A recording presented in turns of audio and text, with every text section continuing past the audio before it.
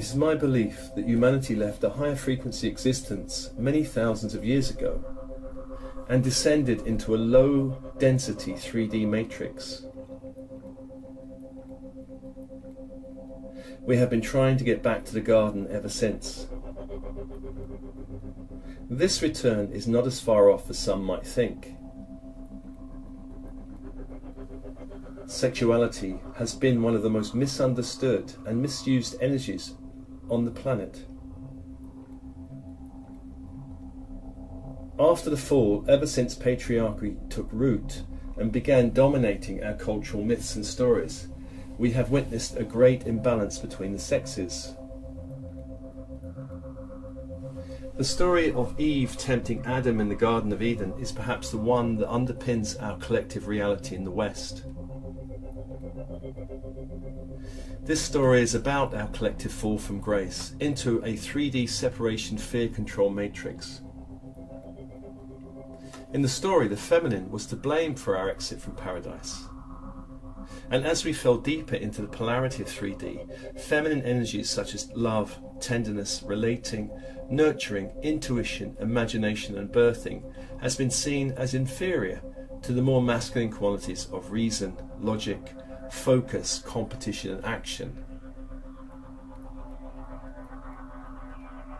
This has happened in almost every culture across the planet. This inferior, superior way of thinking has affected our intimate relationships ever since.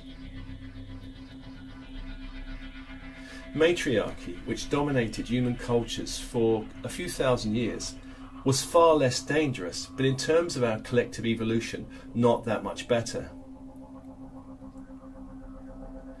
Where we are heading, I believe, is a balancing of power within our personal and collective psyche.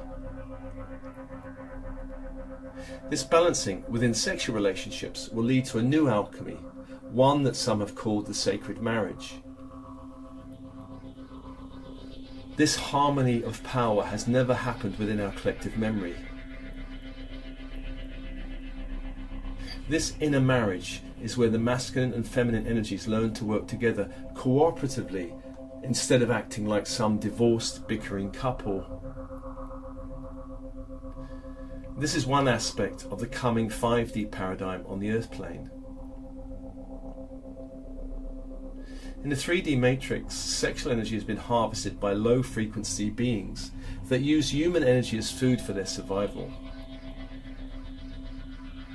Sexual energy is incredibly powerful. It can lift us to wonderful heights or bring us down in nightmarish ways.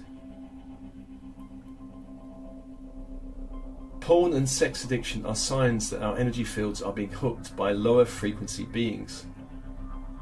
These lower frequency beings have also been involved with many bloodlines for some time.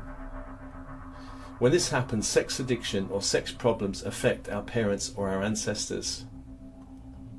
A number of starseeds and light workers have a mission here to break such involvement in the bloodline, which means being affected by it before clearing it out.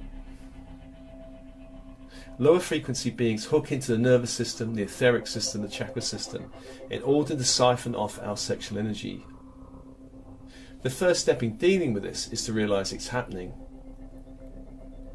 The next step is to look at the material that triggers your emotions and energy field.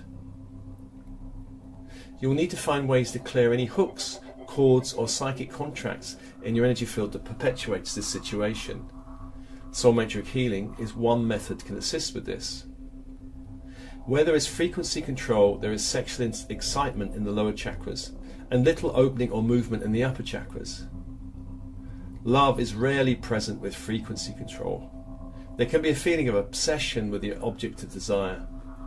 When this happens, we cannot see the light of the other. We are only drawn by the physical characteristics. Obsessive thoughts indicate lower frequency interference. In the 3D matrix, our masculine and feminine energies have been split and set at war with each other. There are many other splits in patriarchy that are coming up for healing at this time of global transition. For instance, various religions have long promoted the notion that the body is inferior to the superior soul.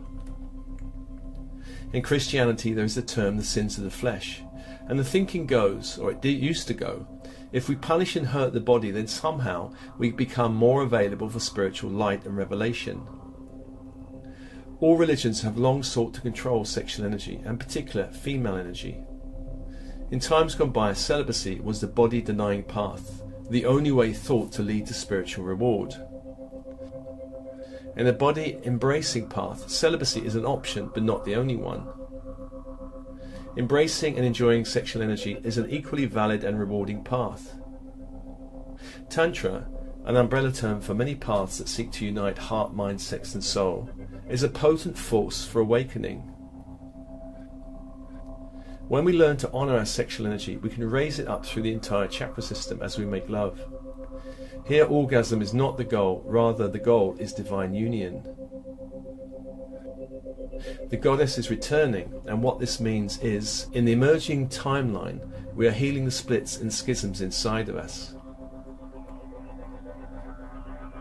In a world that values doing above being, money above environment and human communities, the personal ego reigns supreme.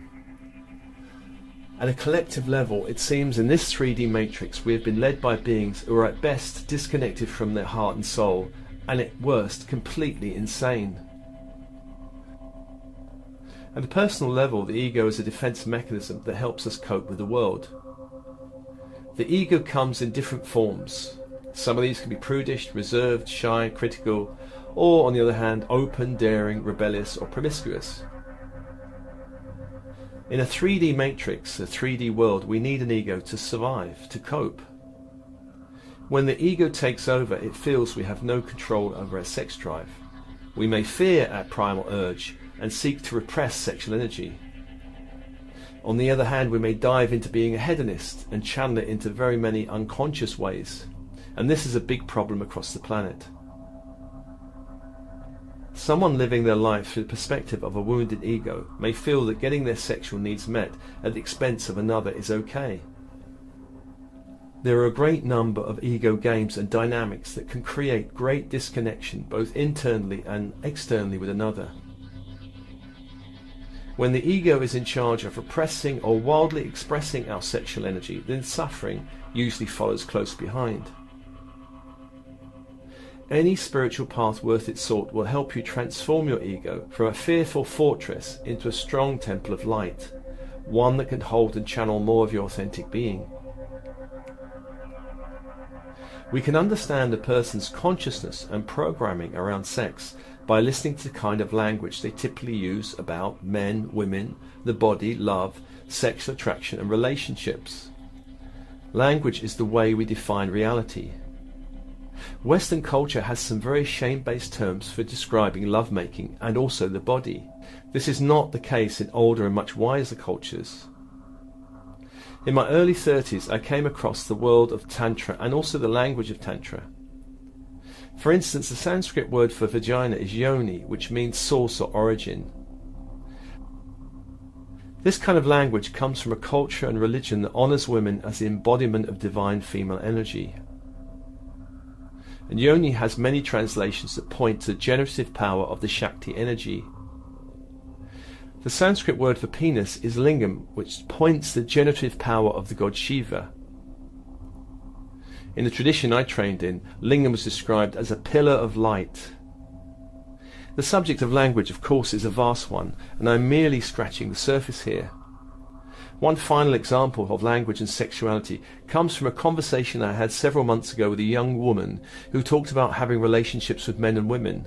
I said rather naively, "So you are bisexual?" And she very beautifully replied, "No, I am gender fluid," and I love this term. It made me smile. It was a great lesson in updating my use of language.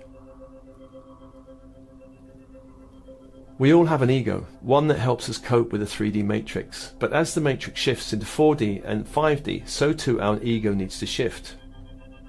One aspect that we need to consider is the shadow. The shadow are energies and behaviours we do not like, identify with, and therefore they are disowned or kept at bay in our consciousness. These are the traits we feel are unattractive, unsafe, or just too overwhelming for us to express. We can disown our primal energies such as anger, sexuality, or even our creativity or joy. When this happens, we tend to experience certain reflections in our reality. These reflections lead to intense repulsion or attraction. For instance, a responsible, rational man who has disowned his emotions is suddenly attracted to a highly emotional, creative woman. He is attracted to what he's disowned in himself. Now, as many know, this initial attraction can often later lead to repulsion as he goes deeper into the relationship. In this scenario, the woman may be attracted to the man's rational thinking, which is very different from her own. She may also be attracted to other qualities such as groundedness and a sense of responsibility. But as the relationship deepens, she may reject these qualities, considering him dull or a party pooper. There's another example. A spiritual man who has embraced his feminine side meets a financially savvy businesswoman who feels very at home in the cut and thrust of financial dealings. Both see qualities in the other they are disowned. There's an attraction, followed by aversion to these same qualities. If they manage to navigate this zone, they have managed to stand in the intensity of the mirror, and they come to accept and embrace rather than reject the beloved reflection. This enables them to take the next step, embracing these qualities within their own being. As you can see, the shadow is a major dynamic between all sexual attraction.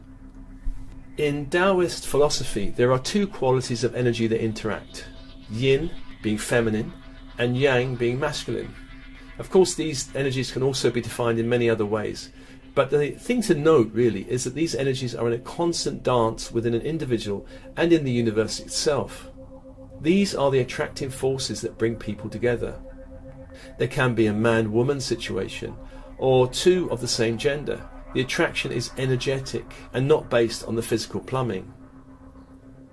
A masculine woman and feminine man can be attracted to one another, and vice versa. The dance of opposites must have two people that are pulled to one another. A masculine man with a weak charge, a weak yang charge, cannot attract a feminine woman with a strong yin charge. He can only attract a woman with a weak yin charge. However, a yin man can learn to enhance his yang energy. He can also learn ways to increase his yin energy. The same is true for a feminine woman.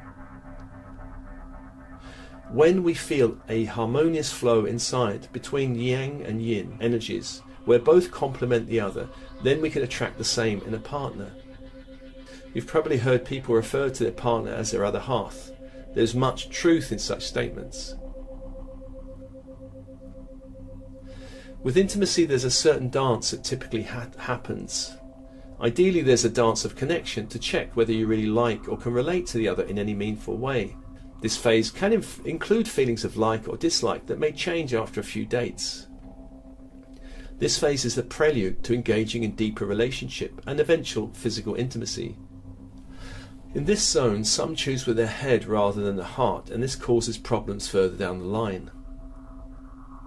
When the heart says yes, there's a honeymoon phase. However, some jump too quickly into this phase and do not spend long enough in the getting to know you phase. In the honeymoon phase, we cannot wait to see our beloved again and again. We check our phone for messages, we long to embrace them. And once the connection has been made, our dopamine levels can soar. There can be great elation, which makes the whole world seem brighter and happier. Of course, it's wise not to make any long-term plans during this phase, because when this honeymoon phase ends, the inner critic starts to get involved, the ego gets involved, and the magic of love, of course, begins to dissipate. When the ego is present, we see our partner with new eyes. Often this is where relationships get into deep trouble, and only those with a strong heart-soul bond can endure.